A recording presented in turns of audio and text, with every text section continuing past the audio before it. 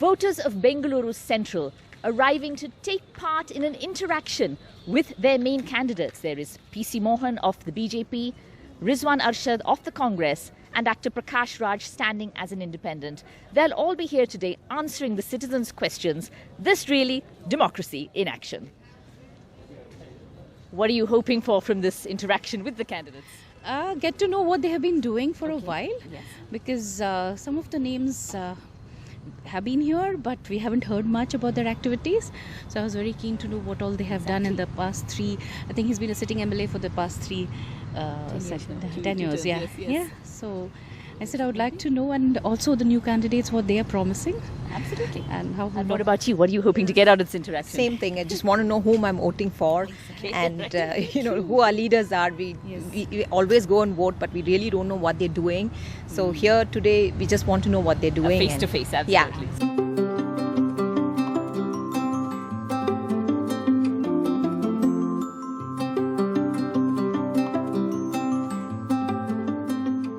Arriving for the session, Prakash Raj. Prakash, you're the first candidate to make an appearance with your manifesto. Clearly, you're ready to answer any questions from the citizens. Yes, this is a very interesting platform, and it's in the spirit of democracy, where I believe election is a conversation between the candidate and the people who vote for him. And they have every right to question, and he needs to be accountable. He needs to talk about his vision. And that's how elections happen. And just a couple of days for voting. How has the campaign been going and how confident are you? Very wonderful. I'm very confident that at least I have created a narrative where elections are just branding and events and marketing. It has been a long 6 months conversation with the people, and it's been very wonderful. And it is not just about elections, it is about creating a political consciousness that how we need to understand our vote is our stance and it's our language. Absolutely. And your manifesto right here. And citizens will also be looking forward to getting their questions going. From the BJP candidate for Bengaluru Central, P C Mohan. So, sir, looking forward to your interaction with the voters? Yes, certainly. This is not new to me. I've been in touch with the people for the last 10 years, especially Whitefield Rising.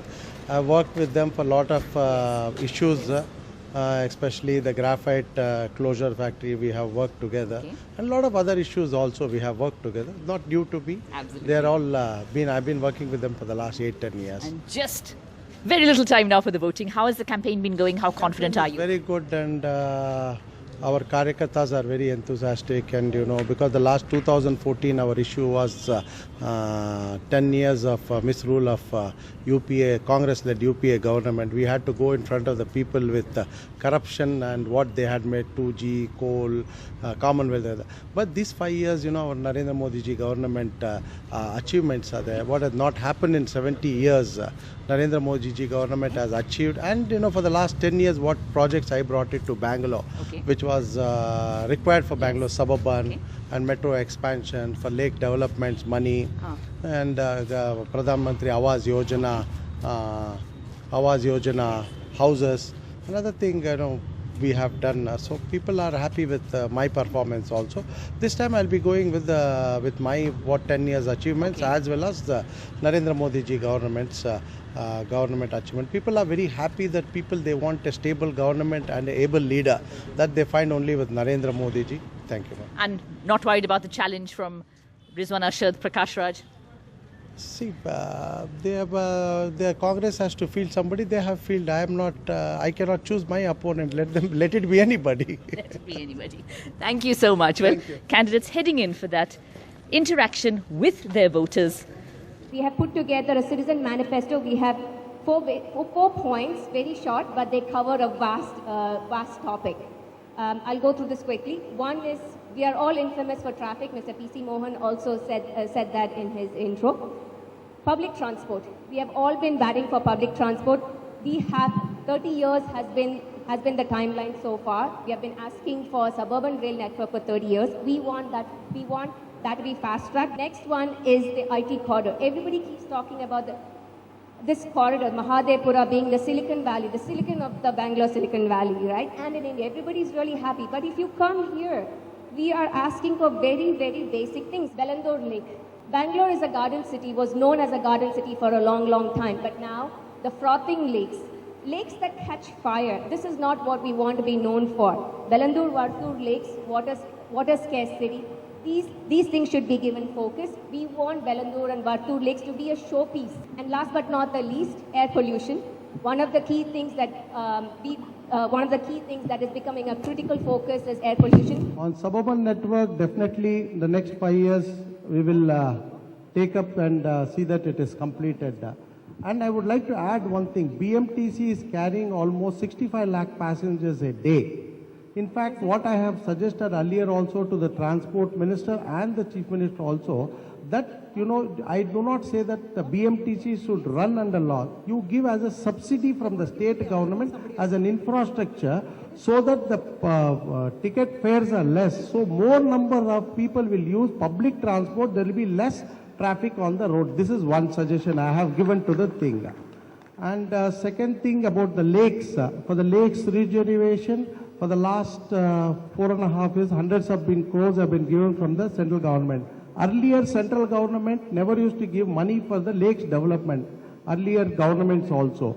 But after my intervention, they have added this into the Amrut scheme and given money to the state lake regenerations also. Voters of Bengaluru Central have come in here to talk to their three main candidates over there, a citizens' manifesto being presented to the candidates.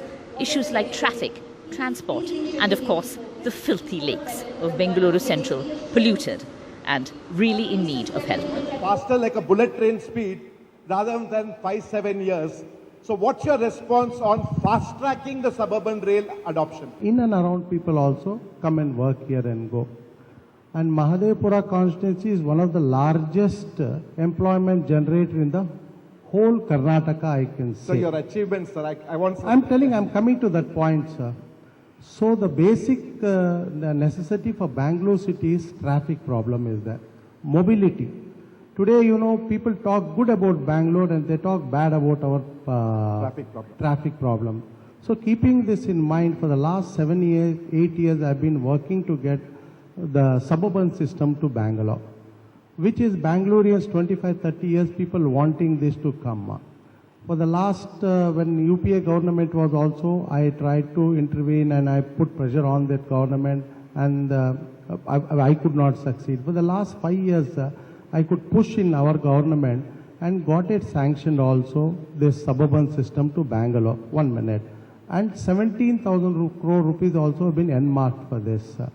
And this is a very good achievement what I have done because, this is required. As per the rights report, this after the project gets completed, around 35 lakh passengers can travel on this rail suburban system and 25% traffic can come down on the roads.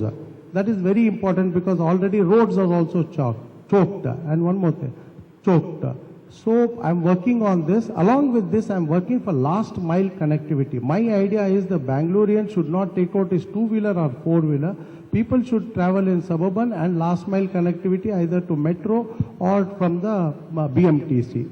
What is your opinion on how communications come out from BJP on this subject, and what is your specific opinion on the minorities of this nation?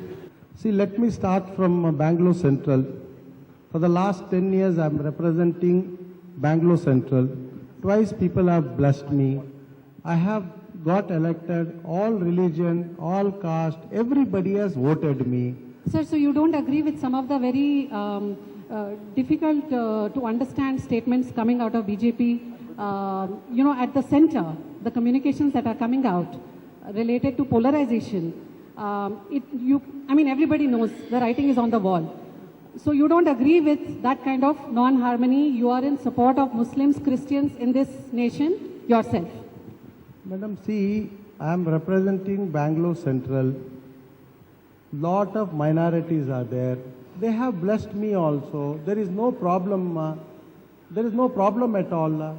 So when 282 seat Modi gets, without everybody's seat will he get? Without everybody's support will he get 282 So your seats, view is that you believe in communal harmony across the nation? No, I don't believe. Okay. But Modi is a secular thing. We have no, see, after Narendra Modi becoming the Prime Minister of this country, there is no communal fight. You are unproven, untested, in the sense that Mr. Mohan has been for 2 terms. And so there are promises that you have made. There's a party manifesto, your promises, etc. Tell us something about your record so far that shows that you have a credible record, track record, of one distinctive thing that you have done for citizens in your area in Bangalore, something that you're proud of, saying that, look, I entered public life to be able to do something like this, so that people can then hear that and say, if you can do that, then you can do the other things that you're promising for the future. Not come from any political background, like from my father, grandfather, or nobody has been an MLA, MLC, minister, even a corporator for that matter. I've come through student activism and then youth activists. I was the Youth Congress president for the state. I have led movements on different issues in the state before coming up to this level where my party thought me fit enough to be a candidate, fit enough to be in this place. So I have the tendency to fight on issues and not to compromise. Because when you grow without any particular political mentor, father, grandfather, having a political crowd, the only way you can grow is through fighting and being active. Prakash, you could have chosen not to do this. But you have chosen to enter the fray as an independent. We know that independence is a much tougher thing than the party system. What prompted you to do this at one level? And what part of your non-acting career was a trigger to say that, look, one needs to do this, enough and no more? What prompted you, Prakash? Good morning, everyone. And before I start, here is a manifesto. It's been done of 3 months of research with the people by my team, and it's available for you to download on www.prakashraj.com. I wish you take up time to go through it, and you will see your voice in it. Now, coming to, it's a very wonderful question that what prompted me. If you had asked me a few months back, I wouldn't have been interested in electoral politics.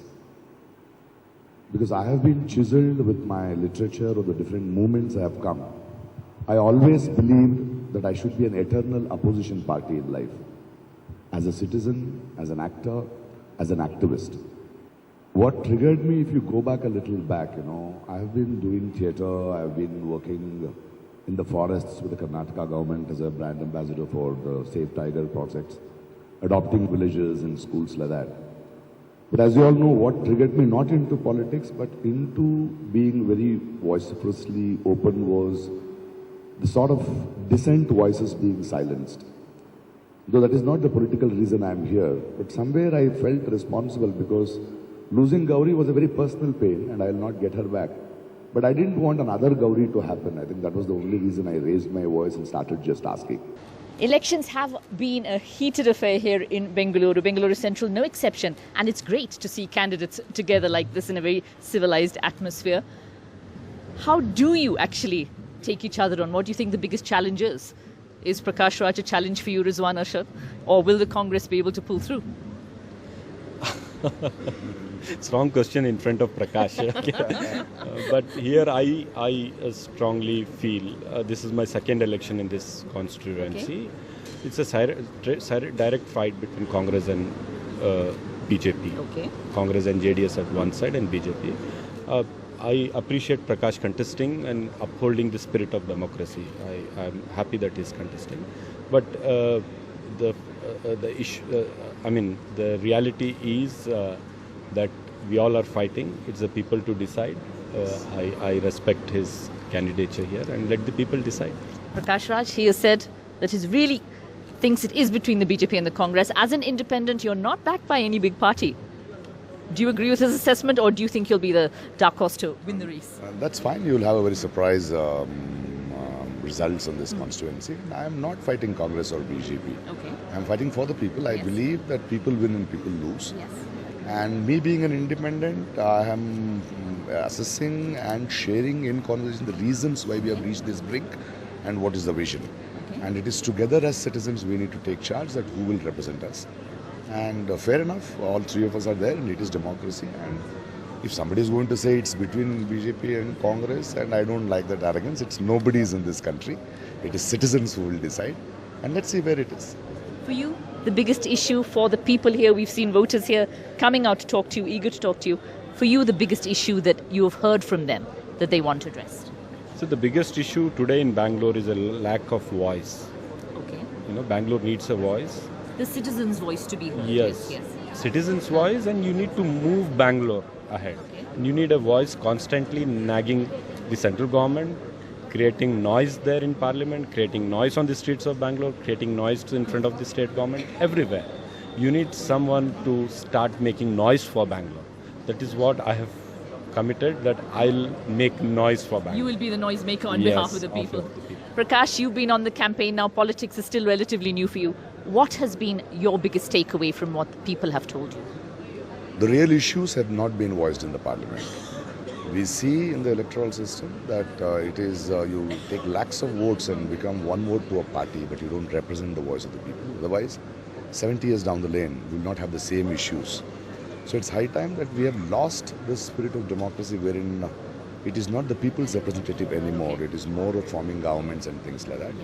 And we see that happening. And I think it is only when participative democracy and participative governance happens, and where our representative is with the people, not with the political on the other side of it, it's going to work. And I think this is exactly what I've been trying to, because why I'm an independent is I would rather win or be elected for what I stand for and what I want to discuss with them. That's the conversation I'm having with them. So after that interaction with candidates, the voters here, what are your thoughts on the candidates? Yeah, all the three candidates were really good, but they didn't skip one question. That is, the school fees are really going up very high every year. So what is their plan to make sure that even the middle class people can afford a quality education? What are your thoughts on the candidates? So we feel in entire Bangalore, Mahadevapura is the worst constituency. Okay, despite being so considered the IT center, the IT everything. Absolutely. We feel we are ruled by garbage mafia, water mafia, whatnot, and no, not even a corporator, MP, MLA, nobody is taking stand. Without political blessing, it won't operate. It is operating because of the political blessing. Okay. We need a candidate who won't interfere. We see actually the voters taking the chance here. We have voters surrounding Rizwan Arshad of the Congress. We have the voters surrounding the independent Prakash Raj as well. This really is the time. Bengaluru votes, of course, on the 18th. See, water mafia, look at the water mafia, 2,500 rupees per tanker. Every day, And 5-6 kilometers the of whole stretch of water traffic. mafia of the tankers are so arrogant that they will not come for the tender of a BBMP. And you come and give me a reason that I have to bring it from somewhere other place. Please give me a chance. This is not done. And they're taking from the groundwater again. It's your own water. And charging today, you did you back. see this thing? The groundwater is gone. It's poison now. Yeah. So how do you rejuvenate it? Is there any point? Rain comes. And a crowd of people around the Congress candidate as well, Rizwan Arshad. He's speaking directly to the voters here too. Let's see if we can get through to what they're saying. Already it has been cleared from BBMP and it is pending with the present Piyush Goyalji. The Arvind Limode has given the letter. I have a document which yesterday also I asked the... I can push it. Yeah, I'll forward you the document on that. Because Yeah, I can every day 2 hours, even it is midnight 2 o'clock also. Midnight 2 o'clock, sir. Also we are Forget about the daily midnight. I'll tell you one thing. For example, we missed the flights because of those things. Yeah, really. Multiple people have missed Multiple the people flights. have, even if it is in morning 4 o'clock also. People we are missed moving the out from flights. this area because of this. Unfortunate that even today a city like Bangalore has manned railway crossings, has narrow under bridges. You need to clear these bottlenecks. This is what I've been pushing. 2-3 ROBs I've pushed myself, got the thing sanctioned when it were pending for last 10 years. When all the citizens group came. Let us put this on agenda on priority. Please visit to that area and see and study. I will tell you, I will assure you, Not only 50% of the railways, there are a lot of defense lands which have not cleared the. There is no defense. So no, not there. Across the area, On a high railway and defense. You need to coordinate with the state government and clear these bottlenecks. For your information, I think this month end, the fund will be transferred to the railways. They can call for tender and they can start the work. And one more thing, this metro from Silkboard to Kiapram, which is necessary of this road, when it will start? Because every time 1 year it should have started this month because the tender was backed by ILNFS, the company which went bankrupt. So naturally the tender had to be scrapped and the new tender had to be floated, which has been floated, and now it is going to be open. Areas which are less populated, like Kengeri, Kanakpura, their metros are going on. But the people where 12 lakh people are working, they are paying. That is why you need a representative who push things here. No, but 6 years, if you see Congress is there. And we are just requesting from Silkboard to Kiapram. Interactions between the voters and their candidates. This is what this entire meeting was about. People obviously so keen to talk to the people who may be representing them. This is really democracy, the voice of the people. And the only hope, of course, is that the representative who is finally elected will remember all this and carry that voice to the centre, to Parliament. With Govind and Kumar, Maya Sharma in Bengaluru Central for NDTV.